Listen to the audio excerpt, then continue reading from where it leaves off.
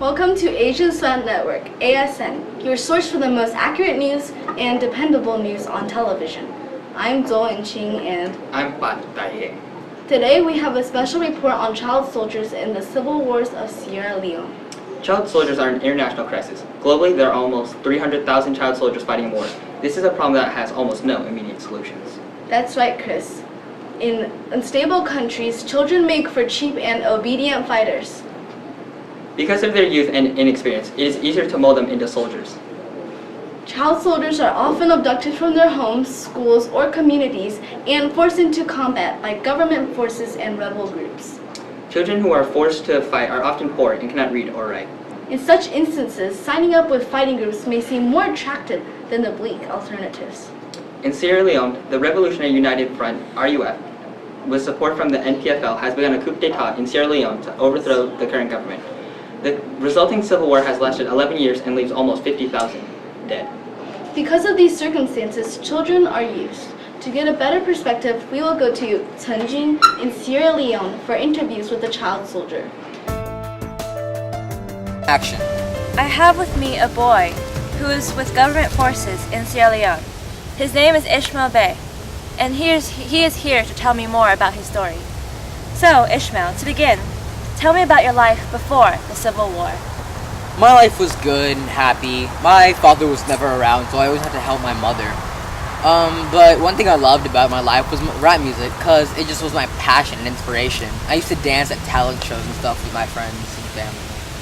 Oh, but did that all change when the RUF came? Yes, that all changed when the RUF came. And they decided to kill my entire village. Like, really? Why would you kill my entire village? I lost my entire family, too. Now I fight with the government to take revenge for my family. Oh, so are you grateful for the government for recruiting you? The government has given much to me. They gave me guns, protected me, and taught me how to shoot. And now they've let me take revenge on those low-life scum who killed my family. Do you enjoy fighting against other boys who may be in the same exact situation as you? I will do anything for my country. It was hard at first, but now it's just second nature. Oh, okay. I have heard about innocent people dying. How do you feel about that? Sometimes people who aren't soldiers die. I can't do anything. They have supplies and we need supplies. So we need them to kill them to live. Wait, what's that, Ishmael? It's my brown. It makes me fight strong and hard.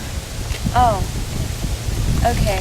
But why are you drawing on that paper, too? Well, the government has restricted what I can show you and tell you, and so they've told me to just draw and keep your mind off of everything. Wait, I hear something. What's that? Let's go! Run!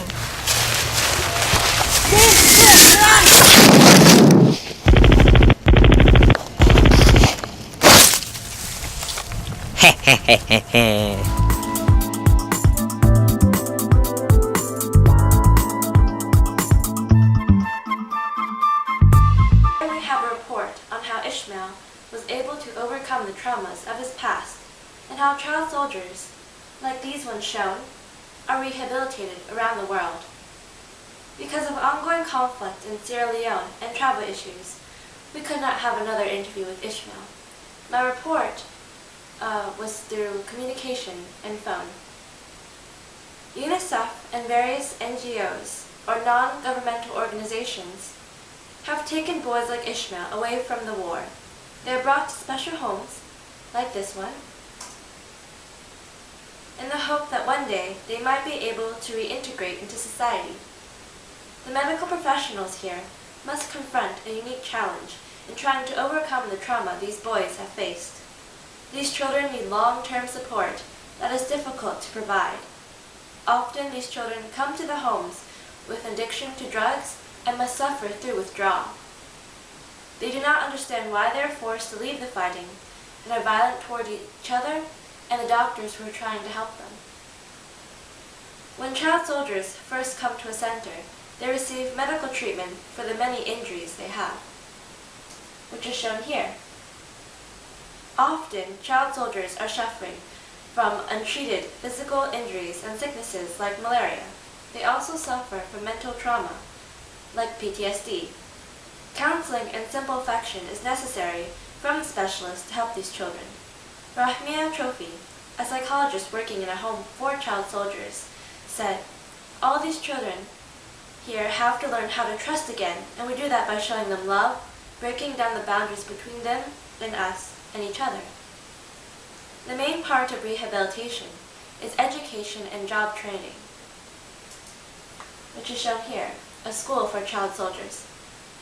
Education provides a means for children to make a living and helps them avoid return to combat. Through education, the likelihood that children will join rebel groups again is reduced.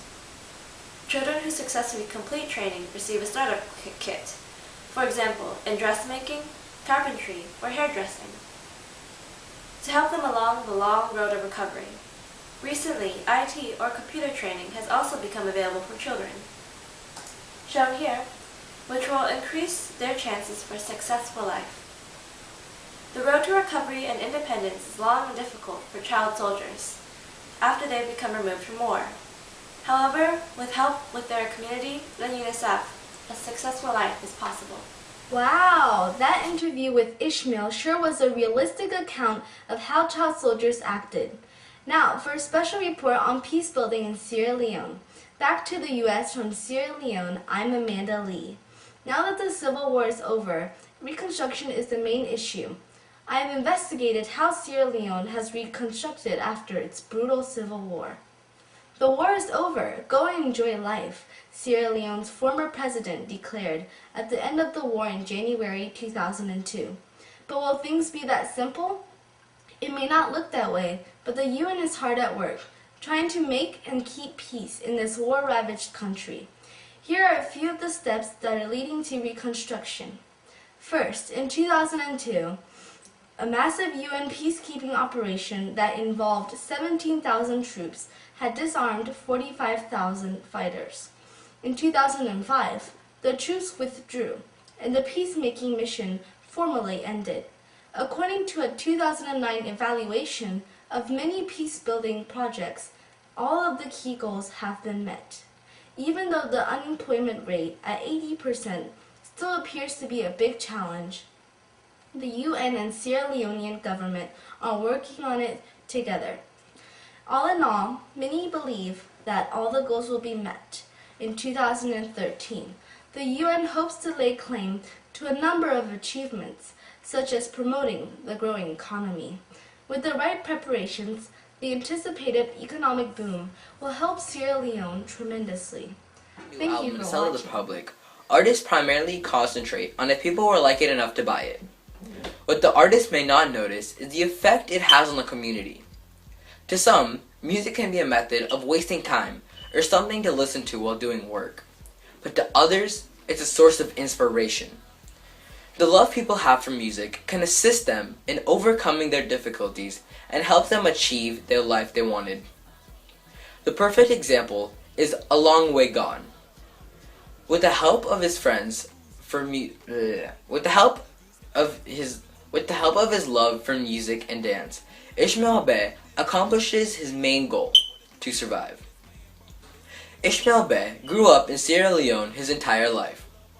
Having a brother who loved music and a multitude of friends, Ishmael learned to love rap music and to love to dance. He participated in many talent shows for enjoyment with his friends, but he didn't realize the true value of music until the rebels invaded his village. Rebels invaded the homes of many innocent families, and either left them homeless or killed them. But luckily, Ishmael, his brother Junior, and a few friends were able to escape with nothing but the clothes on their back and a rap cassette. After traveling for a few months, by surviving on the littlest of food and water, they arrived at a village. But to their surprise, they were captured and tied up against their will. As if on cue, the rap cassette plummets to the floor and catches the attention of all surrounding them. The leader of the village then tells one of the men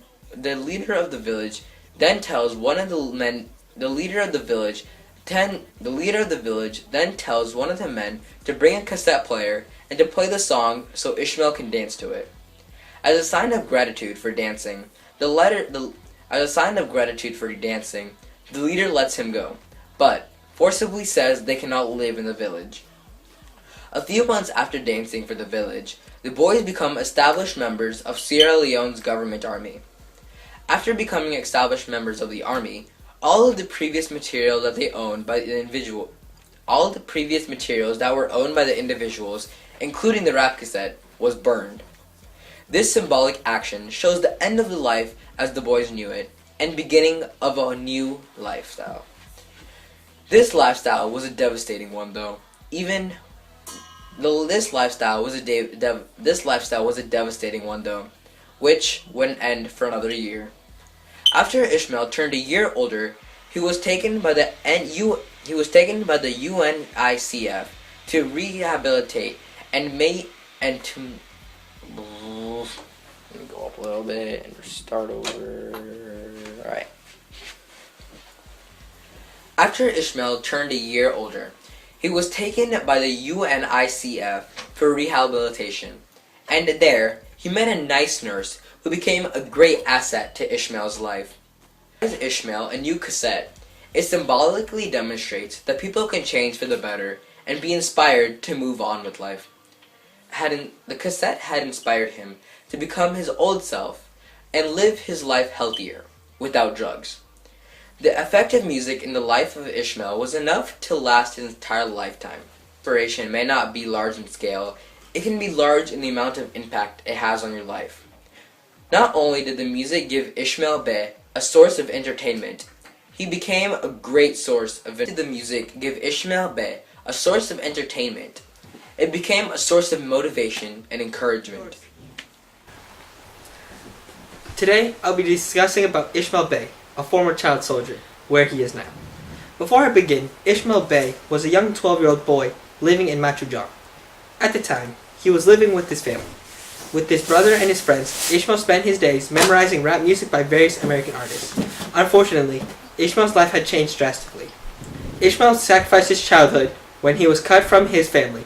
Therefore, Ishmael ran for his life starving, and was forced to join the army, where he does drugs, kills people, and lives to rip families apart, like he was. Eventually, he was removed from the army by his commander and given an opportunity to be a child once more. But he did not want it. His innocence was lost. All he knew then was killing and drugs. Ishmael then was forced into rehabilitation until he was capable of being an ordinary teenager. His life stays normal for a while, as he goes to America to converse about war. But he comes back to find violence in his town once again. Then he escaped from Sierra Leone to America. Since he escaped from Sierra Leone, Ishmael Bey had moved to the United States in 1998. Ishmael was then adopted by Laura Sims, a UN facilitator who takes care of him. In New York, he finished high school at the UN International School. In 2004, Ishmael continued his studies by graduating from Oberlin College. Ishmael had also published another novel called When Good Comes From Bad. Aside from school, Ishmael now works for many organizations. For example, Ishmael Bey is a UNICEF ambassador for children affected by war, a member of the Human Rights Watch, a Children's Advisory Committee, advisor of the Center for the Study of Youth and Political Violence at the University of Tennessee, a speaker for the Council on Foreign Relationships, and Center for Emerging Threats and Opportunities. And he is also a council member on foreign relations, advisor, and he is also an advisor at the Marine Corps Warfighting Laboratory. Ishmael's book, A Long Way Gone, caught a lot of attention that it was named one of the top 10 nonfiction books of 2007. But in addition, the book was nominated for the Quill Award and was published in over 40 different languages. However, in 2008, the Australian reported that aspects of Bey's account of his life story did not match other evidence. The report claimed that Bey's village was destroyed in 1995 rather than 1993. And given the more compressed time frame, he could not have been a soldier for more than a couple of months rather than a couple of years that he claimed in his book. He would have also been age 15 when he became a soldier rather than 13. Question for Oswald Rachel Bay's description of a battle between child soldiers. Australians said that such an event in a UNICEF camp would have drawn significant attention in Sierra Leone. Quote, I am right about my family. I am right about my story. This is not something one gets wrong. Sad to say, my story is all true. Quote, unquote, Ishmael Bay. The outcome was no one has proved the information in his novel being false. In his Union Square apartment, Ishmael is now 29 years old and he is applying to graduate schools for a master's degree in fine arts. At night, he dances to New York City's hippest DJs, quote, I will never be able to forget any of what happened to me. I have come to learn to live with my war experiences. I have to transform it into instructional tools for me, and it makes me appreciate my life. Just waking up in the morning is enough for me to smile and be happy. Unquote, Ishmael Bay. You can now follow me on Twitter at Ishmael Bay.